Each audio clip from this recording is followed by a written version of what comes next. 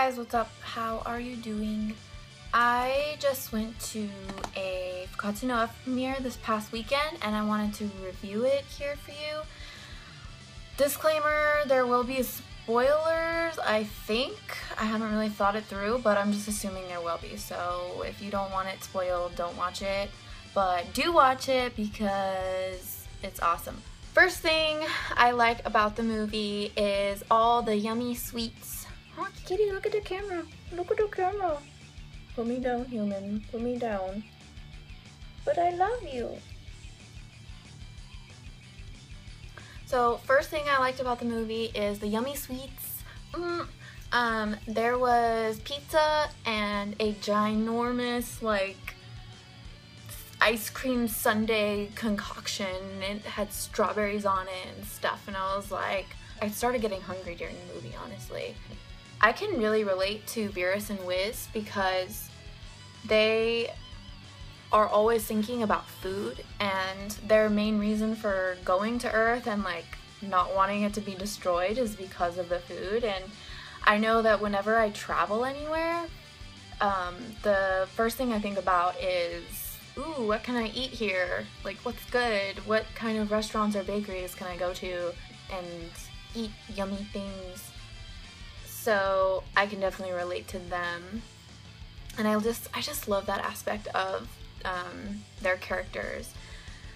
Another thing I really liked about the movie is, okay, we'll start from the beginning, where there's a bunch of like Frieza's fighters versus Z fighters. I really like that part of the movie because, like, for one, Krillin got to come back, and kitty, get out of my video. So Krillin got a comeback, and I thought that was really cool because he's been a pussy for so long that he needed that. He needed a little boost in his ego. He was actually kind of cool in the movie for a human, for Krillin.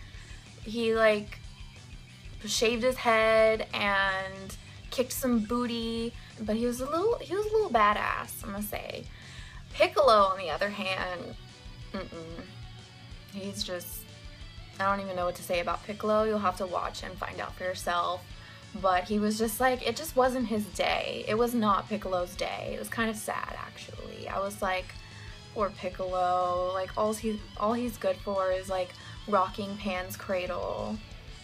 Gohan was really cool in this movie, despite his disgustingly ugly tracksuit. Which I shouldn't say because my boyfriend loves tracksuits, so sorry. Nah. He kicked a bunch of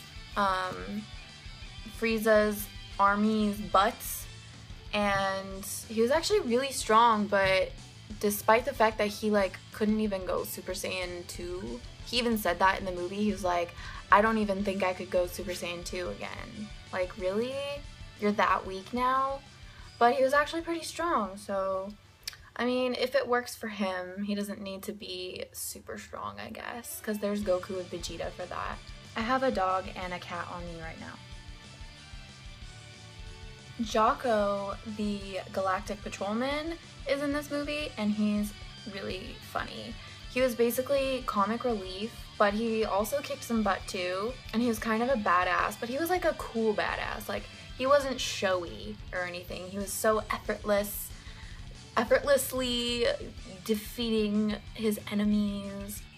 Okay, let's talk about Vegeta. Vegeta was like, for one, he's my favorite character besides Gohan, except for that ugly tracksuit. But Gohan will always be my favorite because I had a huge crush on him when I was like 9 and 10. 11-year-old Gohan who turned Super Saiyan, let me clarify. So Gohan will always be my favorite, but I really love Vegeta's character because he's always changing. And I'm not actually a huge fan of Goku, simply because he doesn't change. He's like always the same person. He has like one thing on his mind, just fighting and getting stronger. Vegeta has that on his mind too, but he goes through struggles. Goku doesn't really go through struggles with himself. Vegeta goes through inner struggles.